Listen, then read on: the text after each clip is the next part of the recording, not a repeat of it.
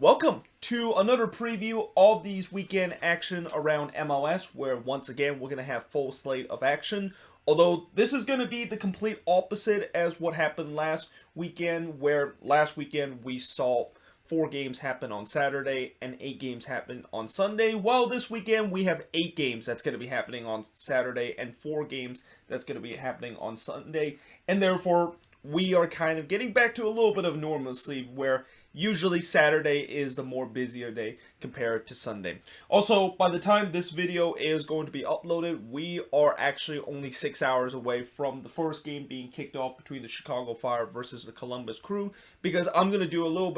bit of an experimental upload tonight where I'm actually going to put this on a schedule, and that this video is going to be uploaded at about 5 a.m. my time and 8 a.m. Pacific time. And the reason why I want to do this is that I don't want to just kind of upload this video and that by the time it uploads, it will be basically in the middle of the night and nobody, of course, would watch that. And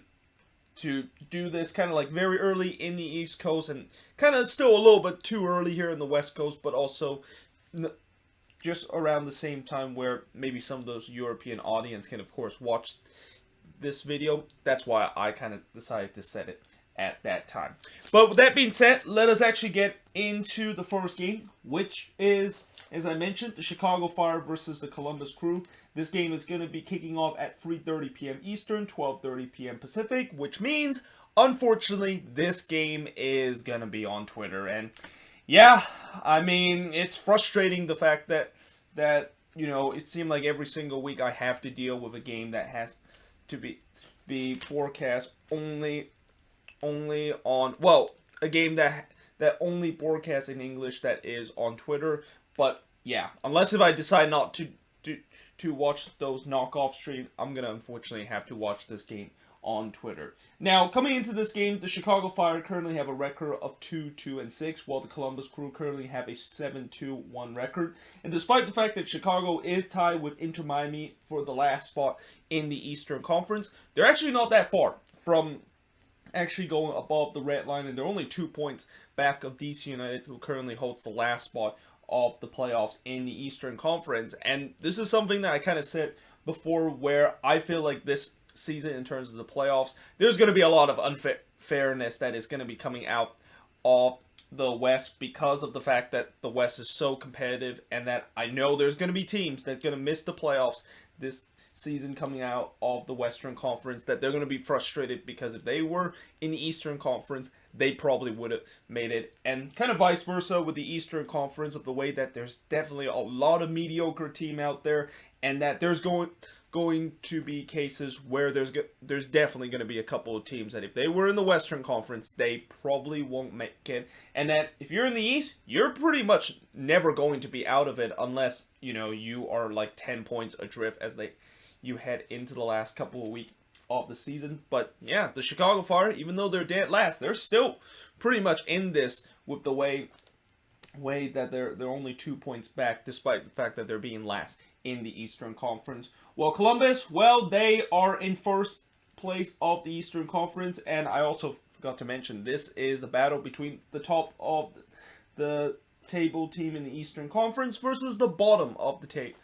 in the Eastern Conference. And the last time we had a first versus last kind of matchup, it was the team that is in last place that were able to put a 5-2 smacking of the first place team, and that was the Sporting KC versus the Houston Dynamo. Although I'm not so sure if Chicago is going to do that in this game. Although when you look at the games that they have played since MLS's back tournament, you could maybe say that they're kind of due for a victory if you want to look at how the inconsistent form that they've been in. Because in the last game, they lost 2-1 on the, well, not on the road, but at home against New England. It was a 0-0 draw between them against FC Cincinnati on the road. I'm not quite sure why I put at home there. NYCFC then beat them 3-1 on the road before it was a 3-0 win against FC Cincinnati. And the last time that both of these teams met was actually right when the first game of Phase 1 was kicked off, and it was Columbus that was able to get a 3-0 victory against the Chicago Fire. Well, for Columbus, they of course won 3-0 in their last game against FC Cincinnati. They won 1-0 against Philly at home, while drawing 0-0 to FC Cincinnati on the road. They did lose 1-0 to NYCFC on the road, but that was the only loss so far in Phase 1, as they were able to win 3-0 against FC Cincinnati. And it's safe to say that Columbus is going to be heavy favorites into this game again, but never know. As I said before, with the first versus last kind of matchup, where the last team was able to dominate, maybe Chicago could actually for once show that why they are a team that on certain day they can really be up for it, and that this could be a surprising result where the Chicago Fire might actually get a result against the Columbus Crew, who, you know, right now they have just been looking on fire for these last couple of games. But moving on, in terms of the next match, speaking of team that is on fire, well, if there are two teams that is definitely not on fire right now, that of course is DC United versus the New York Redbulls. Although technically both of these teams are still in the playoff position, as DC currently has the last spot in the playoffs race in the Eastern Conference with a record of 2-4-4, while the Redbulls currently is in 9th place with a record of 3-2-5. This game kicks off at 7 p.m. Eastern, 4 p.m. Pacific. DC, of course, made some history in the last game against NYCFC, although it's definitely not the history that they were looking for, as they not only drew 0-0 against NYCFC, but they become the first team to ever get a point, despite the fact that they didn't register a single shot in the entire game, and they're only the second team in MLS history to have the entire game without registering a shot. While the Redbulls, of course, their first game under their interim head coach result in a 3-0 loss against the Philadelphia Union at home. And since the MLS is back tournament for DC United, in the last game they drew 0-0 against NYCFC, as I mentioned. Then they of course won 1-0 against the Redbulls in the last Atlantic Cup meeting, but obviously that was a very lucky win that DC United was able to get, and almost kind of like a gift that the Redbulls gave them at the very last minute. But before that, it was a 4-1 loss on the road against the Union. Then it was a 2-1 loss at home against New England. Before, it was a 0-0 draw between them and FC Cincinnati. For the Redbulls, it was a 3-0 loss last game against the Union. Then it was a 1-0 loss against DC United, as I mentioned. Then it was a 1-1 draw between themselves and the Revolution, and this actually technically should be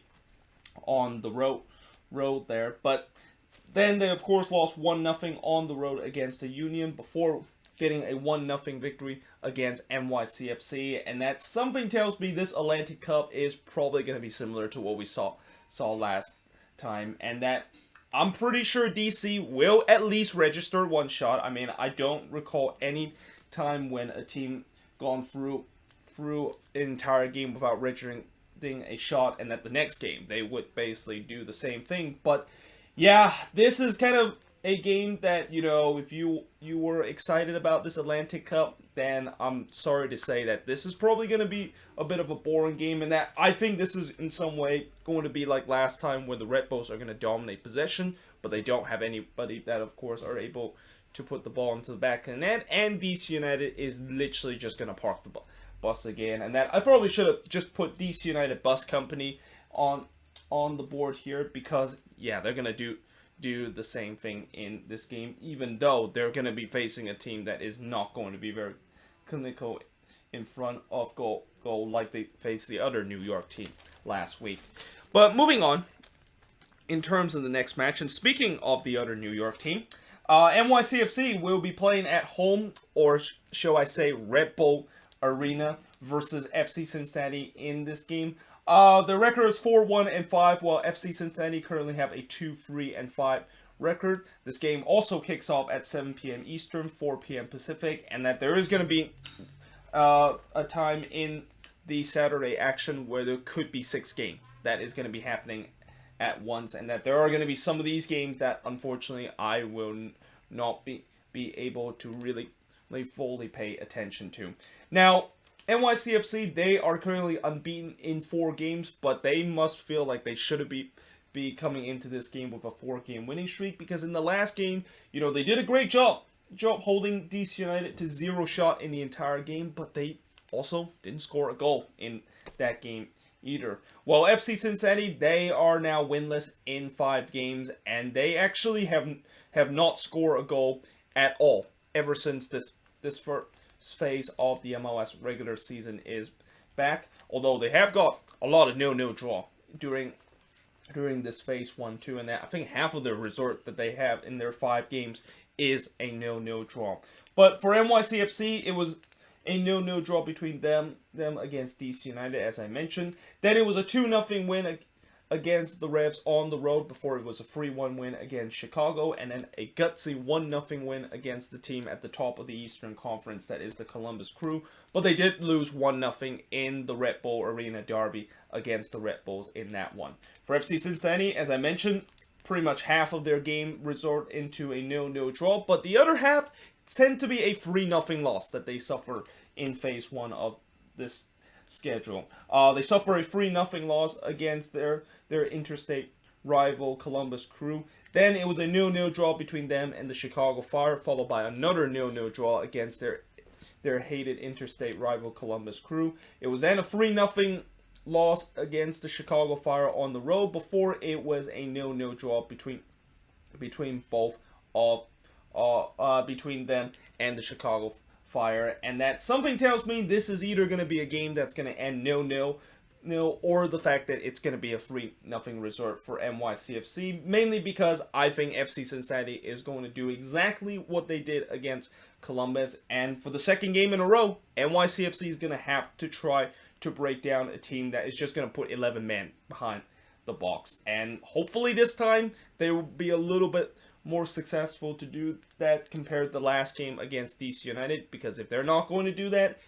this is going to be a 0-0 draw written all over it, and I think FC Cincinnati will just take it with the way that it seemed like they always tend to love to get a 0-0 draw in a game. But yeah, moving on, in terms of the next match, is the Florida Derby. Now, I know that's not actually the official name of this rivalry between Orlando City versus Inter Miami, but until both of these fan bases actually come up with the name of this rivalry, I'm just going to call it the Florida Derby, and that this is the third Florida Derby between both of these teams. Now, coming into this third Florida Derby, which kicks off at 7:30 p.m. Eastern, 4:30 p.m. Pacific, Orlando currently have a 4-4-2 record, while Miami currently have a 2-2-6 record. But Inter Miami, ever since Phase 1 has kicked off, they have looked very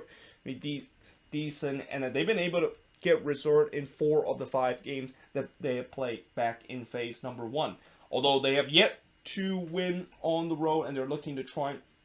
to do that the first time against Orlando City, and that they already made some historical moment for their club when they play Orlando in the last game, because they were able to beat them 3-2 at home and earning their first ever win in their franchise history after that horrendous 5-game losing run that they had to start their MLS season. Now, the game since MLS is back for Orlando, it was a 1-1 draw between them and Atlanta, but if you ask any Orlando City fans, they would say that they clearly should have won that game. I mean, the inability to put the ball into the back of the net and not showing those clinical finishing, and then gave up a late heartbreaking goal right at the end, was a reason why Orlando were only able to walk out of that game with just a point instead of all 3 points in that one. Before that, it was another 1-1 draw, this time on the road against Nashville, before they did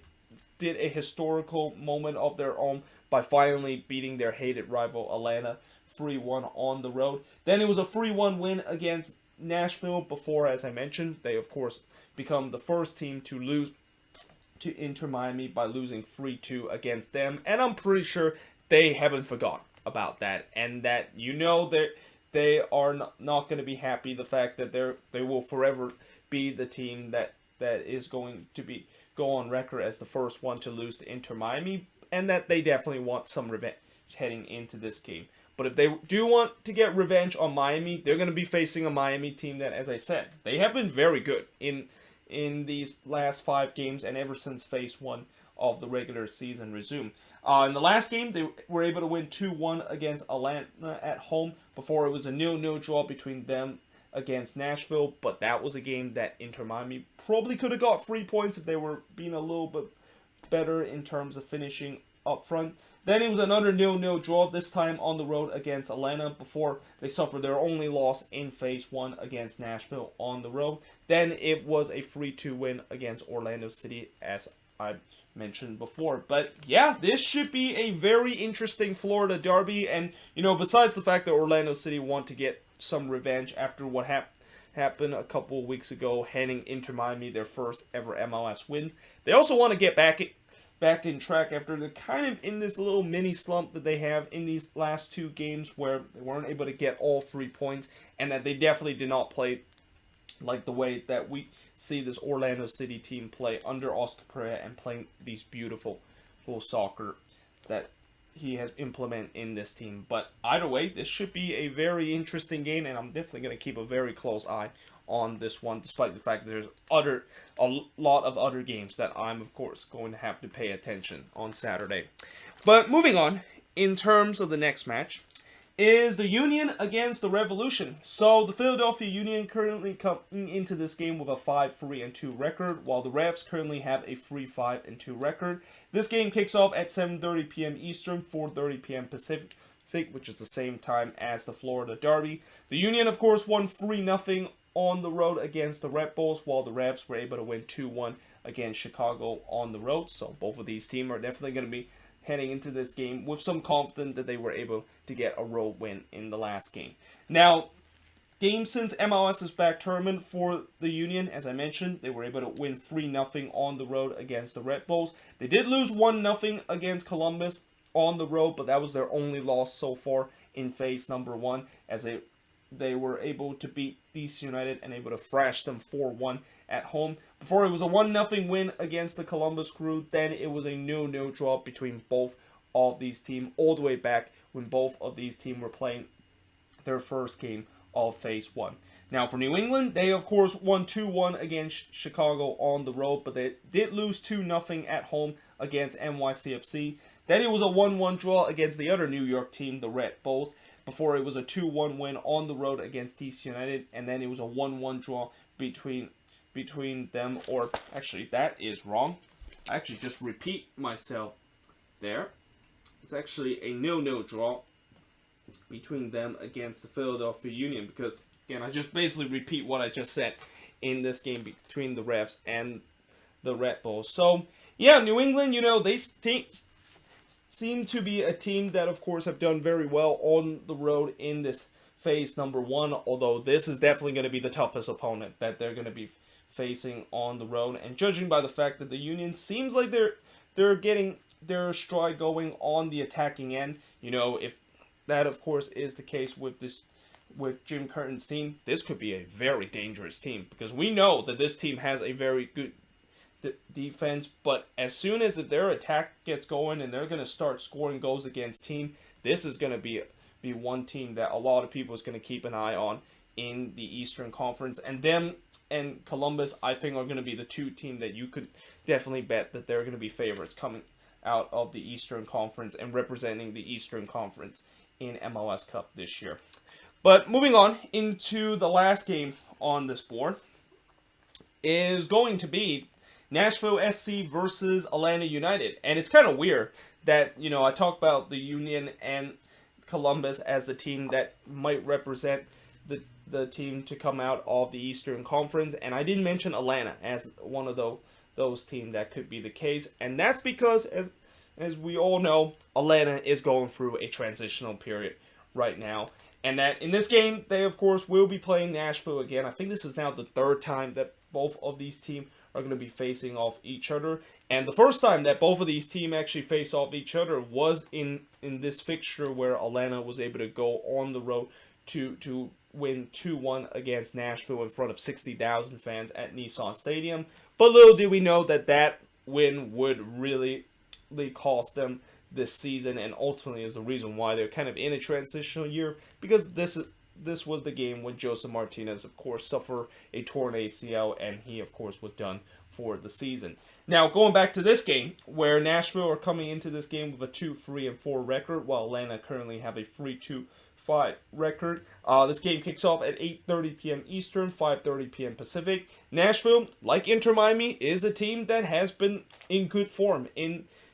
this phase one of the MLS season, while they, of course, drew 0-0 against Inter Miami in the last game, while Atlanta lost 2-1 to Inter Miami, and that it's kind of interesting that both of these teams, their last game, were coming off with a game against Inter Miami, and while one team probably should have won their game against Inter Miami, the other, yeah, they suffer for that loss and become the second team, and joining Orlando City as the only team to lose Inter Miami in this MLS season. Game since MLS's back tournament. Now, I'm not going to go all the way back to the FC Dallas series because that means that I think I'm going to run out of room in terms of my board. So instead, I'm just going to talk about the last 5 games that Nashville has played, which, as I mentioned, it was a 0-0 draw between them against Inter Miami, and then it was a 1-1 draw between them and Orlando City at home. Then it was a 1-0 win against Miami at home before it was a 3-1 loss against Orlando City. Then it was a 2-0 loss that they suffer against Atlanta United. Although, if you look back at the FC Dallas series, they did also get a win against FC Dallas and also able to get a draw against Dallas on the road. So, yeah, they have been able to get points in these seven games that they are in phase one of the MLS restart, and are able to pick, I think, 9 points out of those games, and are only just 1 point from getting themselves above the red line. Now, for Atlanta, they did lose 2-1 against Inter Miami, as I mentioned, and then it was a 1-1 draw between them and Orlando City. Then it was a 0-0 draw between them and Miami at home before they lost to Orlando City for the very first time by losing them 3-1 at home. Then, lastly, they, of course, won 2-0 against Nashville at home. And in many ways, I should have also put Atlanta as winless in 4 games. And again, this is a game where I think there probably is not going to be a lot of goals, and that it could maybe be kind of similar to what we saw in the Inter Miami game, minus the fact that I don't expect this is going to be another game where there's going to be a crazy penalty kick kind of sequence. But for Nashville, this is a great opportunity for them to get 3 points and finally able to get their first victory against Atlanta, because I really think for the past couple of games they have looked very decent, and that since they have also just signed their DP striker that they've been looking for to score goals for them in the name of the cadets from Benfica, this will be very interesting to see where Nashville is going to go. But that being said, I am now going to switch the board, and we'll look at the last 4 games that is going to be happening in this weekend action around MLS. So now we are at the portion of this preview where not only we're going to look at the 4 Sunday game that is going to be happening this week, but we are also going to look at some of these rivalry games that is happening in the MLS midweek action. And one of the rivalry that is going to be happening this week is the Texas Derby between FC Dallas versus the Houston Dynamo, which this game kicks off at 8:30 p.m. Eastern, 5:30 p.m. Pacific. Dallas currently have a record of 2-4-2, while Houston have a record of 3-5-2. Dallas did lose 3-2 to Minnesota back on Wednesday, while the Dynamo, they are unbeaten in 5 games, and they're one of the few teams to have yet to lose ever since phase number 1 has restarted the MLS season. Now, for Dallas, as I mentioned, they lost 3-2 against Minnesota on the road back on Wednesday. Then it was a 1-1 draw between them and SKC on the road before it was a 3-1 win that they had, not against Houston. It's actually Minnesota, the one that they were able to get a 3-1 victory at home. But before that, it was a 0-0 draw between them and the Houston Dynamo in the last Texas Derby. And then it was a 0-0 draw between them and Nashville as part of one of 2 games that they had to play against Nashville to make up for it. And if you want to even go back to the first game that they play against Nashville, yeah, they lost that one 1-0 against Nashville SC. Now, for the Houston Dynamo, they of course drew 1-1 against the Colorado Rapids, and therefore ending their 3-game winning streak that they had. But during that 3-game winning streak, they were able to win 2-1 against Sporting KC at home, won 3-0 against Minnesota at home, and put an absolute slashing on SKC by winning 5-2 on the road. Before, as I mentioned, Houston got a 0-0 draw against FC Dallas on the road. Now, it seemed like Dallas is started to play a little bit better, and that they kind of started to figure out in terms of going forward on the attack, which kind of makes me wondering, with the struggle that they had before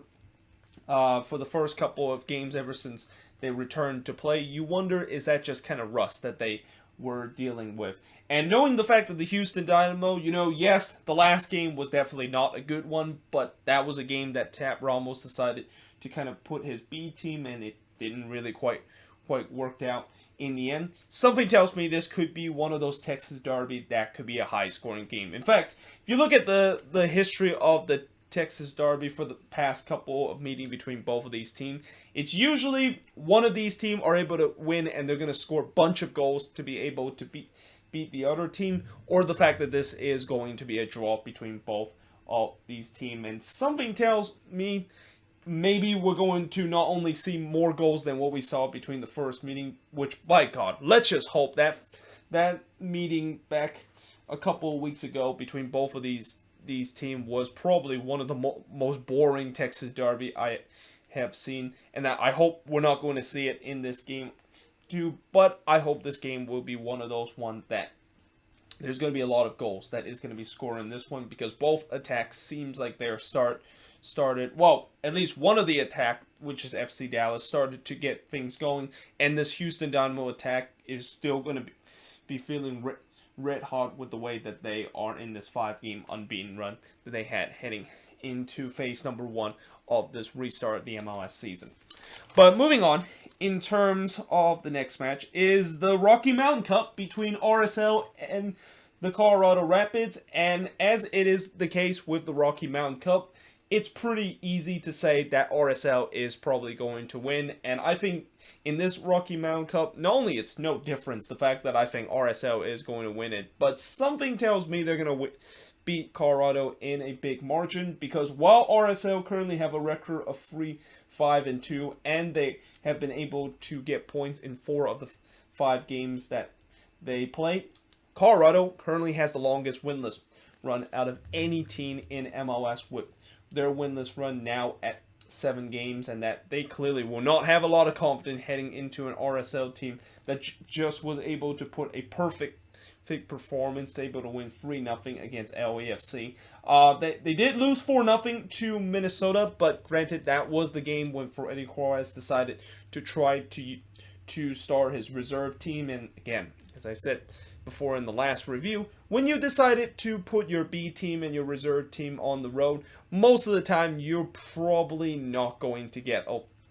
away with not losing a game, and at the very best, you're probably going to only get a point out of that one. Before that, it was a resilient 2-2 draw against the Seattle Sounders, and even a more resilient performance against the Portland Timbers, where they won well, they didn't win, but it felt like they kind of won, but they drew 4-4 against the Portland Timbers, and I'm not sure why I wrote 2 Portland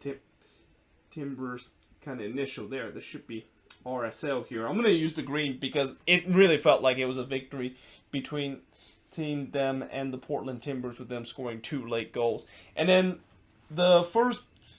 meeting between both of these teams this season in the Rocky Mountain Cup. Well, I wouldn't say it's the first meeting, because they did meet each other in the group stage 2 of the MLS's back tournament. But the first meeting in phase 1 of the season, it was RSL with 4 unanswered goals in the second half to be able to win 4-1 against Colorado. For Colorado, they of course drew 1-1 against the Houston Dynamo, drew 1-1 against the San Jose Earthquakes, drew 1-1 again against Sporting KC at home, before losing 4-1 to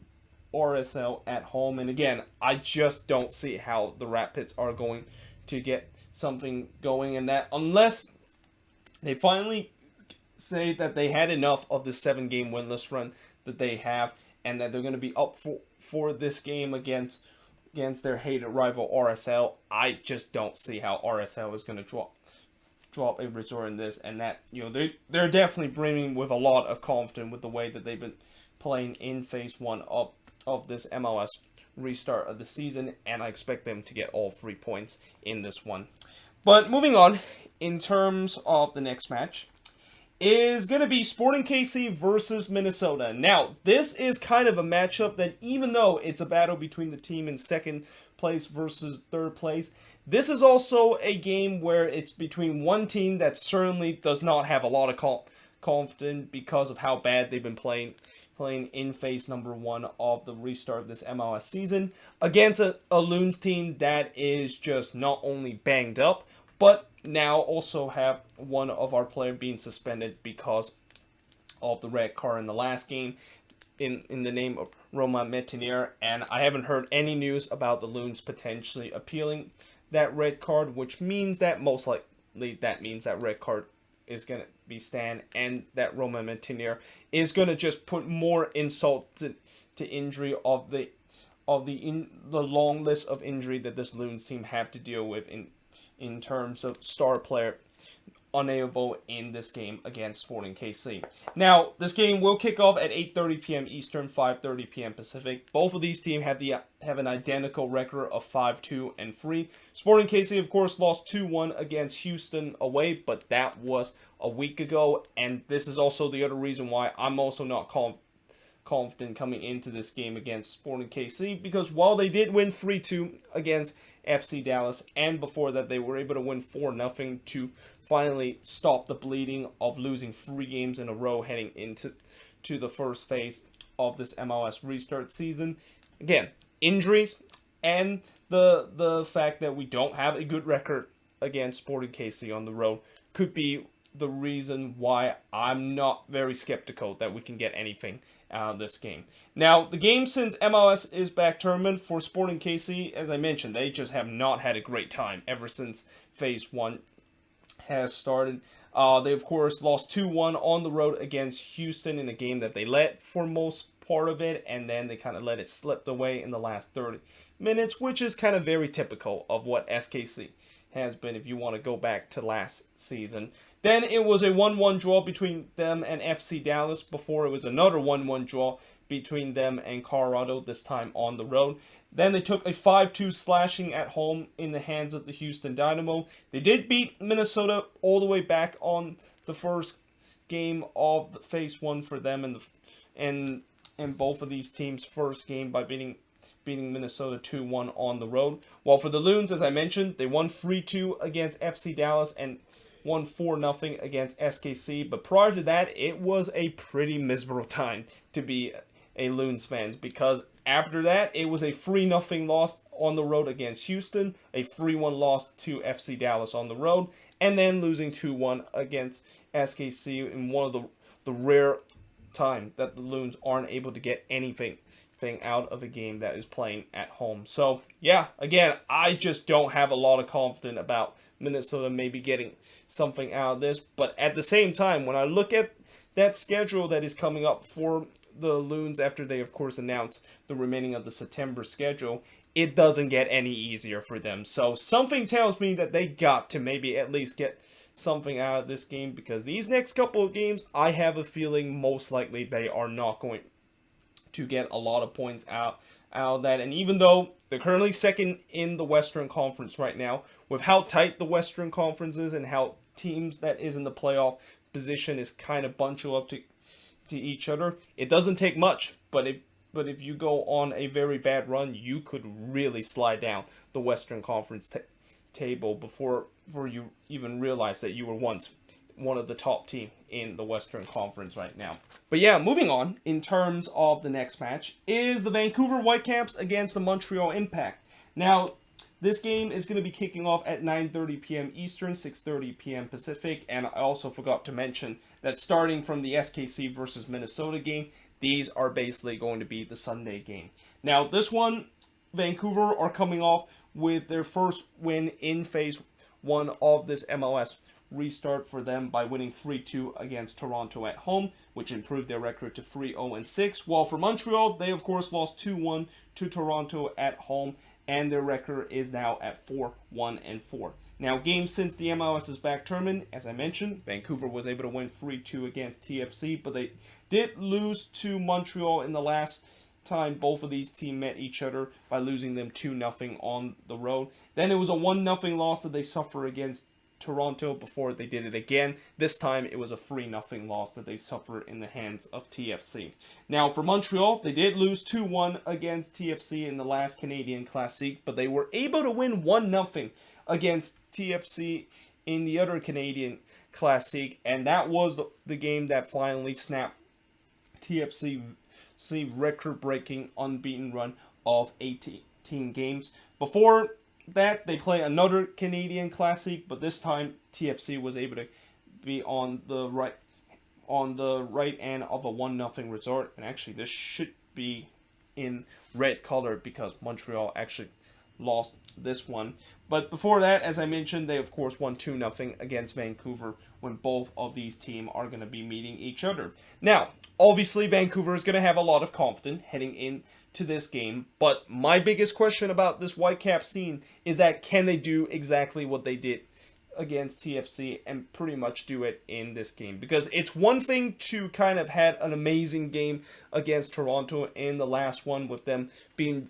very gutsy on the defensive end, and also Thomas Hassel was channeling his inner MLS's back tournament form in that game, and also they basically took every single chance that they were given by TFC. The question is, can they of course do it again in this game against Montreal? And for the Impact, this is definitely a good opportunity for them to get 3 points, knowing the fact that, you know, that was a very tough loss that they suffer in the hand of TFC, especially like giving up a goal late in this game. But now they get to play against a Vancouver team that, you know, I know a lot of people are not going to just say that Vancouver has turned a corner, and that some might say that they kind of got lucky against TFC, and that this might be just another game where Vancouver is going to go back to that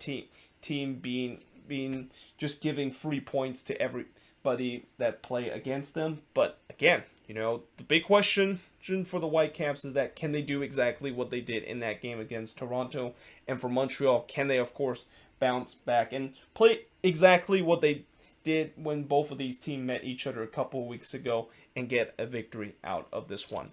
But now moving on, in terms of the next match,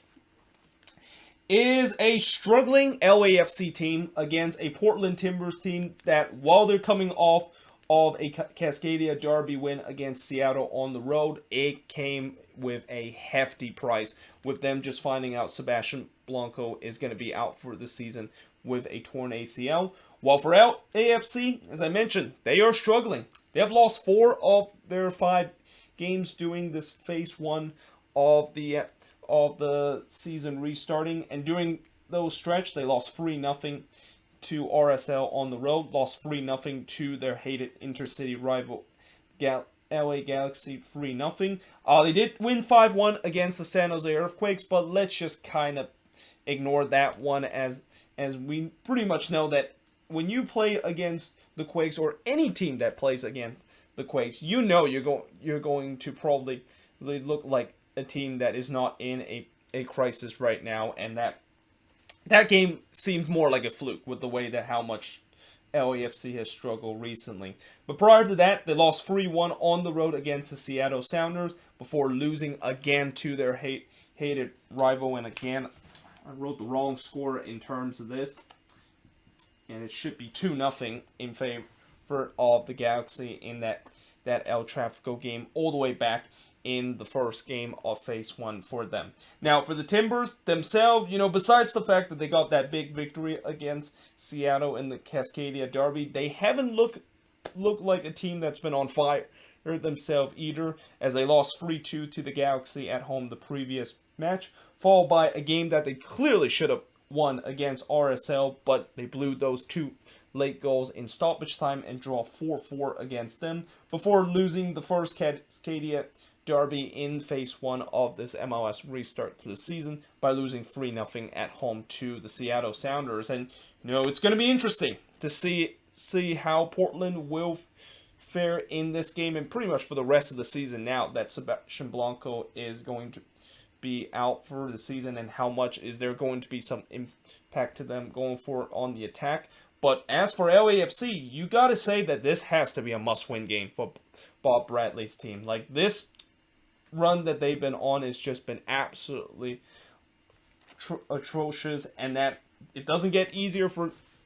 them after this game too, because I think after they of course finish this game and pretty much finish phase 1 play, there is a possibility where they're going to have to play the Galaxy a game, and LAFC would not want to have to suffer another El Tráfico game where they play against the Galaxy, who is just red hot right now, and that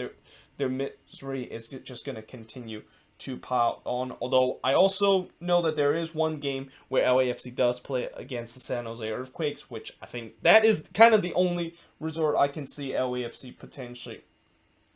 getting a win for the remaining of the September schedule. So yeah, it just does not get any easier for LAFC, and that as long as this team continue to lose like they have been ever since they are now restarting the season into phase number 1, it's just not, things are not going to get any better with this team. But it's not going to be easy against a Portland Timbers team that certainly have their number, and that even though they're not going to have Sebastian Blanco for this game or for the rest of the season, they're going to probably try to put a low block against an LAFC team that, the attack in these past couple of games have really struggled, and the defense, especially when you try to hit them on transition, is very vulnerable. But now, moving on into the last game of this preview. And this is a game between the San Jose Earthquakes versus the LA Galaxy in the Cali Clasico, which takes place at 11 p.m. Eastern, 8 p.m. Pacific. And before I actually even get deeper into this preview of this game, all I'll say is that we are probably going to lose this one, and that this is probably the least confident coming into a Cali Clasico out of all my life seeing the Quakes play against the Galaxy in a Cali Clasico, and that if the Quakes are going to get blown out again in this one, and that in the latter part of this game, if it's going to be like 3 or 4-0 with 20 minutes to go, I'm going to do exactly the same thing I did 2 weeks ago when the Quakes play against LAFC right around the same time, which is I am going to start the review before this game is going to be over, and I'm not going to finish this game. And you can call me a fake fan all you like, but one of the reason why I probably will not finish watching that game is because, when I have to do the review of these games, I want to make sure I do it soon on Sunday, and I don't want to have to wait until like 12, not 12 a.m., but more like 10 o'clock past the time before I actually do the review. But at the same time, how much it's been very tough seeing the Quakes play for the past couple of games, and I'm kind of surprised the fact that I was able to last that 7-1 demolition that I saw in the last game, and that I know a lot of Quakes fans, when they saw that game, when the fact that we went down 5-0 in the first half, I bet a lot of Quakes fans pretty much turned the TV off at that point, and I don't blame them with the way that how much that game, it was just a classic example of men against boys with the way that game, of course, played. But either way, in this one, as I mentioned, the Quakes are playing against the Galaxy in this Cali Clasico. They're dead last right now in the Western Conference and have the worst defense in the league. I think they have conceded 26 goals so far this season, and that I think they have conceded, 8, 5, and 3. So that's, I think, 16 goals that they have conceded in the last 4 games. They're literally averaging 4 goals that they have conceded in this 4-game stretch. And anytime when you concede 4 goals in a 4-game stretch, most likely you're not going to get a result out any of those games. But yet, somehow in some way, they were able to get a 1-1 draw against the Colorado Rapids. But other than that, as I mentioned, last game, it was the worst game in the Quakes franchise history by having a historically bad 7-1 loss against the Seattle Sounders. But then before that, it was a 5-1 loss that they suffer in the hands of LAFC. Then the last Cali Clasico, the Quakes, they were up 2-1 in this game. It looked like they were going to get all 3 points into this one. And then the Galaxy scored 2 unanswered goals late in this game. Well, it wasn't really late in this game, but more like right about the 70th minute mark in the second half. And they basically just turned this game around and they won 3-2 against the Quakes. Whereas for the Galaxy, they're the only team in the entire league to have yet to lose or draw a game ever since the MLS's back tournament has concluded, as they have won 4 games in a row heading into this one. During those 4-game stretch, they were able to win 3-0 against LAFC in that last game and in El Tráfico. Then it was a 3-2 win against Portland on the road. Before, as I mentioned, they won 3-2 against the Quakes at home. Then won 2-0 against LAFC again in El Tráfico. And again, this is just a classic example of one team being heading into a direction where they are just red hot right now to another team that is just not only heading to the wrong direction, but it looks like this is going to be a season where the Quakes are on bound to potentially finish dead last in the West, and maybe on point of getting another wooden spoon heading into this season. And that, if you even want my prediction of this game, this is going to be really the first time that I get to say this, but I think the Galaxy is going to win this game, and that I won't be surprised if they absolutely humiliate the Quakes. And hopefully, if that is going to be the case, there's going to be some people that is going to potentially lose their job. I mean, I'm kind of surprised the fact that after that 7-1 loss that they had in the hands of Seattle, that nobody has lost their job yet, which is also a quicker kind of message by saying that they don't really care about that resort, and it's just getting closer and closer to the ultimate boiling point where I am going to cancel my season ticket. Like I said it in the review, I was going to eventually make that ultimate decision to cancel my season ticket, with this organization not holding accountable with how bad this team is. And if they're going to continue to do that and nobody is going to get fired, and that we're not going to start seeing changes to this team, then I just have no choice but cancel my season ticket and stop investing in this team. Like, why would I even pay attention to a team that clearly care only about money and don't really put anything onto the on-field product, and just become the laughingstock of MLS years after years? But there you have it. That is pretty much it for the preview of this weekend's game. Let me know in the comments below, what do you think of these 12 games that's going to be happening this weekend? And as always, let me know in the comments below your prediction for all 12 of these games. And yeah, hope you guys enjoyed this video. If you do, make sure you guys leave a like, smash that subscribe button, and I will see you guys next time.